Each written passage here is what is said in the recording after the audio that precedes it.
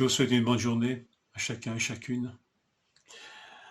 Que la grâce, la miséricorde et la paix vous soient données de la part de Dieu, le Père, et de Jésus-Christ, notre Seigneur.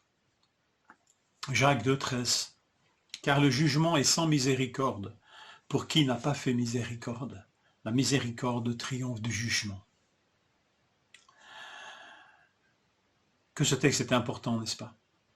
La miséricorde ne fait pas de préférence. C'était là le problème des auditeurs de Jacques. La miséricorde ne fait pas de préférence. Elle nous évite d'être des juges aux pensées mauvaises. Ne pas accueillir le pauvre, comme il aurait dû l'être, c'est une négation de la miséricorde. Je lis ceci dans un lexique. Miséricorde, dans le texte original, signifie bonté ou bonne volonté envers le misérable et l'affligé, joint à un désir de les aider. Compassion, pitié. Bonté, bonne volonté envers le misérable et l'affligé. Ne pas accueillir le pauvre, c'était une négation de la miséricorde. En fait, nous pouvons nous laisser abuser par l'amour, ou par ce que nous appelons l'amour. La loi royale à laquelle nous invite Jacques, tu aimeras ton prochain comme toi-même, peut être l'occasion de fameux ratés. En accueillant le riche d'une manière tellement royale, il se peut que les chrétiens, auxquels Jacques s'adresse, ont cru pratiquer cette loi. Mais en accueillant si mal le pauvre, cet amour, entre guillemets, s'est soudain démasqué dans toute sa laideur. Il ne s'agit pas de l'amour divin qui a été exercé ici, mais un amour charnel. Un amour charnel qui a peut-être vu dans le riche quelque intérêt qu'il pourrait rendre à l'Église. Mais l'accueil, je le répète, du pauvre a démasqué cet amour. Il aurait fallu exercer la miséricorde. Alors le riche aurait été merveilleux, le pauvre aurait été merveilleusement accueilli. Et il aurait fallu exercer la miséricorde envers le riche, et il aurait aussi été accueilli comme un homme qui avait besoin de salut et qui avait besoin de goûter à la miséricorde de Dieu. La miséricorde ne se trompe pas apparemment. La miséricorde triomphe du jugement. Cela est vrai pour nous, parce que nous exerçons la miséricorde, nous obtiendrons miséricorde. C'est une des béatitudes. Heureux les miséricordieux, car ils obtiendront miséricorde. Ici, quand nous serons devant celui à qui nous devons rendre des comptes, la miséricorde triomphera du jugement. Est-ce que moi je suis en proie au jugement hâtif? Suis-je souvent dans une attitude jugeante par rapport aux autres? Alors il faut apprendre d'urgence la miséricorde, parce que la miséricorde triomphe du jugement.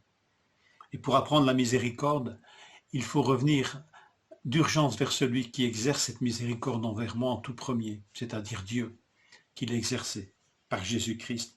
Parce que cette vérité est vraie aussi pour Dieu. Sa miséricorde a triomphé du jugement. La grâce, bien sûr, mais aussi sa miséricorde. Alors, puisons notre miséricorde dans celle de Dieu, dans celle que Dieu a exercée à notre égard. Jésus a un jour dit deux choses aux pharisiens, aux hommes religieux de son époque. Il a dit cela quand il a appelé Matthieu, Lévi, et que les pharisiens étaient choqués que Jésus aille manger avec des gens de mauvaise vie. Jésus leur a dit « Allez apprendre ce que signifie « Je veux la miséricorde et non le sacrifice, car je ne suis pas venu appeler des justes, mais des pécheurs. » Matthieu 9, 13. Un jour, les pharisiens furent choqués de ce que les disciples mangeaient des épis le jour du sabbat, quand ils traversaient un champ, assimilant cette cueillette d'épis à un travail. Et Jésus leur a rappelé quelque chose, et il va conclure en disant « Si vous aviez reconnu ce que signifie « Je veux la miséricorde et les sacrifices », vous n'auriez pas condamné les innocents. » Matthieu 12, 7. Allez apprendre ce que signifie. Si vous aviez connu ce que signifie « Je veux la miséricorde », Il faut d'urgence que nous empruntions les mêmes chemins. Allons apprendre qui est Dieu qui veut la miséricorde. Et déjà, cette vérité, elle est dans l'Ancien Testament aussi. Osée 6.6. Allons apprendre qui est ce Dieu extraordinaire. Réapprenons qui est ce Dieu qui veut la miséricorde plus que les sacrifices. Allons apprendre l'Écriture, qui est une parole de liberté, aussi bien dans l'Ancien que dans le Nouveau Testament, en toutes ses pages. Allons apprendre le sens de ce mot qui a tant d'importance aux yeux de Dieu et qui est presque une définition aussi de sa propre nature. Dieu est miséricordieux.